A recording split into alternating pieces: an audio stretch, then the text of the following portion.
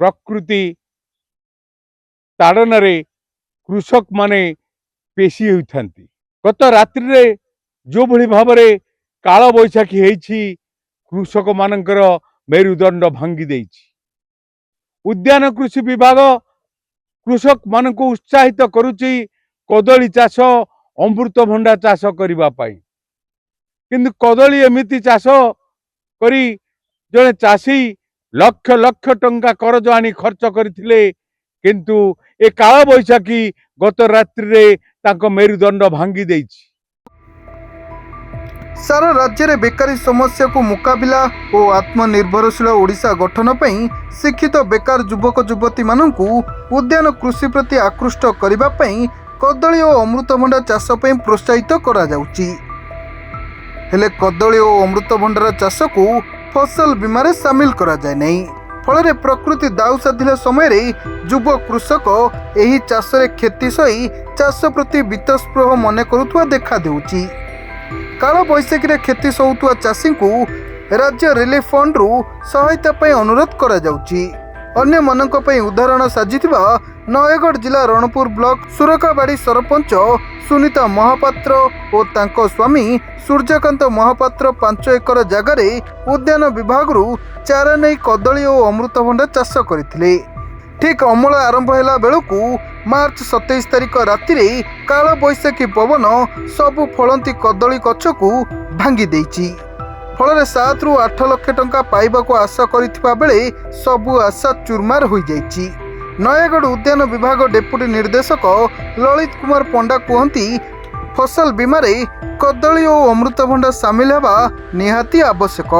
आंबे केवल क्षयक्षति आकलन करी मंडल उन्नयन अधिकारी को रिपोर्ट करिबु। मंडल उन्नयन अधिकारी जिलापाल को पठाइबा परे काल बैशाखी एक प्राकृतिक विपर्यय तेणु राज्य रिलीफ कमिश्नर चाहिले आर्थिक सहायता मिली पारे। सरकारी सहायता न मिले शिक्षित युवक कदली और अमृतभंडा चाषरू मुआ फेराइबे बोली कहते।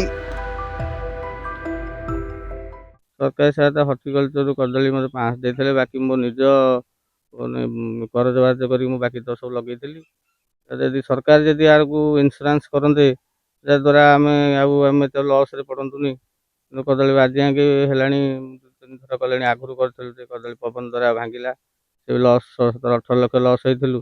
एबे भी कदली पुणी से पुनर्बार आउ थे करी आज जाके जहाँ चलता बर्तमान सब पवन में सब सब सफा हो सुध आनी कि सुझी भी बर्तमान चिंतार अच्छे बुझुलु आम हर्टिकलचर बुझुलु सब ना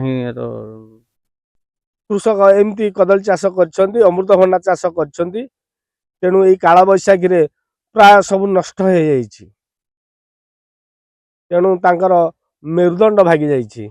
कौन करिवे सरकार किछि सब्सिडी मिलले चाषी माने उपकृत हुअन्ते। सरकार उद्यान कृषि की प्रोत्साहित करुचंती युवक माने आग्रह हेउछंती किंतु प्रकृतिर तांडव काल बैशाखी रे ए जो भली क्षति होइछि ए चाषी करो अति दुखद परिस्थिति होइछि। ए भली टंका एते टंका कोठु सुझिबे। उद्यान विभाग ए चाषींकर कदली बीमा करवा दरकार। ये अमृतभंडा चाष बीमा करवा दरकार।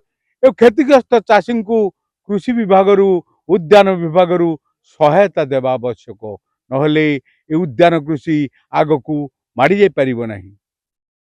एई कोदालपल्ली कदली फार्म आचार्य विश्वरंजन सरकार न्यूज।